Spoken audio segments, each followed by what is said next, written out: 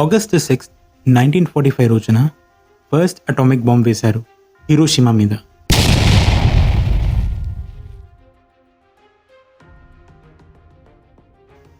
ఈ వీడియోలో హిరోషిమా ఇంకా నాగాసాకిపై బాంబ్ వేసింది ఎవరు, బాంబ్ ఎందుకు వేశారు అండ్ ఇంపాక్ట్ ఆఫ్ బాంబ్ గురించి తెలుసుకున్నాం. వీడియోని లాస్ట్ వరకు చూడండి and don't forget to like, share, subscribe to Dikshit facts.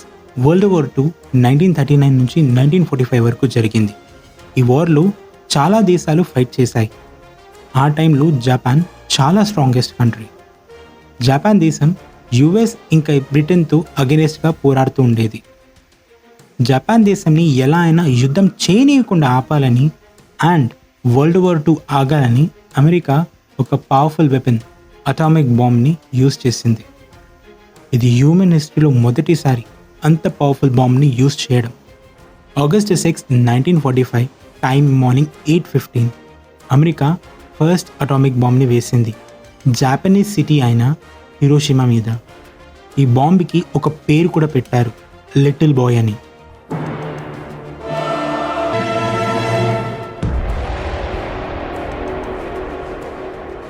Three days తర్వాత ఆగస్ట్ 9, 1945 రోజున అమెరికా సెకండ్ బాంబ్ వేసింది. ఈసారి జాపనీస్ సిటీ అయిన నాగాసాకి మీద వేసింది. ఈ బాంబ్కి కూడా ఒక పేరు పెట్టారు, ఫ్యాట్ మ్యాన్ అని.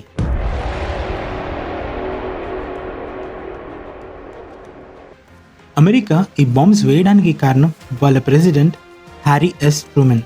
ఆయన యుఎస్కి ప్రెసిడెంట్గా ఉండేవారు. ఆయన ఏం ఒకటే ఉండే, జపాన్ సరెండర్ అవ్వాలని అండ్ వార్ ఆగాలని. ఆగస్ట్ 6 అండ్ 9 బాంబులు వేసిన తర్వాత ఆగస్ట్ 15 రోజున జపాన్ సరెండర్ అయింది అండ్ వరల్డ్ వార్ 2 ముగిసింది.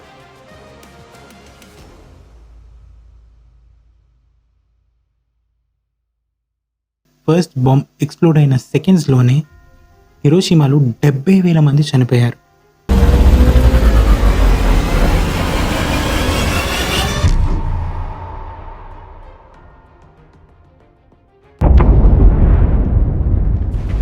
డిసెంబర్ ఎండ్ వరకు ఈ టోటల్ 1,40,000 వరకు చేరింది.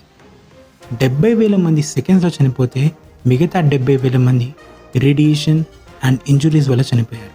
సెకండ్ బాంబ్ ఎక్స్ప్లోడ్ అయిన సెకండ్స్లోనే 40,000 మంది చనిపోయారు నాగాసాకిలో.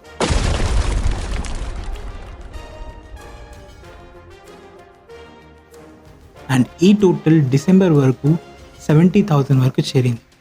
టోటల్ 2,10,000 మంది చనిపోయారు ఈ బాంబ్ బ్లాస్ట్ వల్ల. ఈ బాంబ్ బ్లాస్ట్లో బ్రతికిన వాళ్ళకి చాలా ప్రాబ్లమ్స్ వచ్చాయి. కొంతమందికి రేడియేషన్ వల్ల ప్రాబ్లం వచ్చింది, కొంతమందికి క్యాన్సర్ వచ్చింది అండ్ కొంతమంది ఎమోషనల్ ట్రామాకి గురయ్యారు. అండ్ ఈ బాంబ్ బ్లాస్ట్లో సేఫ్గా ఉన్న వాళ్ళని హిబకుషా అని పిలుస్తారు.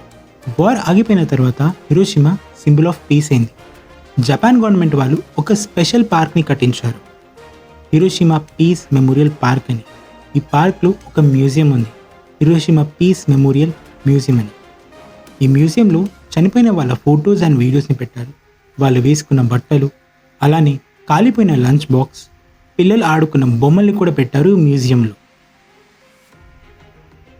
ఈ మ్యూజియం దగ్గరలో ఒక బిల్డింగ్ ఉంది, దాని పేరు గెన్బ్యాక్ డోమ్. దీన్ని అటామిక్ బాంబ్ డోమ్ అని కూడా అంటారు, ఎందుకంటే ఆ బాంబ్ బ్లాస్ట్లో ఈ ఒక్క బిల్డింగ్కి మాత్రం ఏమీ జరగలేదు. అండ్ ఈ బిల్డింగ్ని UNSCO వరల్డ్ హెరిటేజ్ సైట్ అని కూడా అంటారు.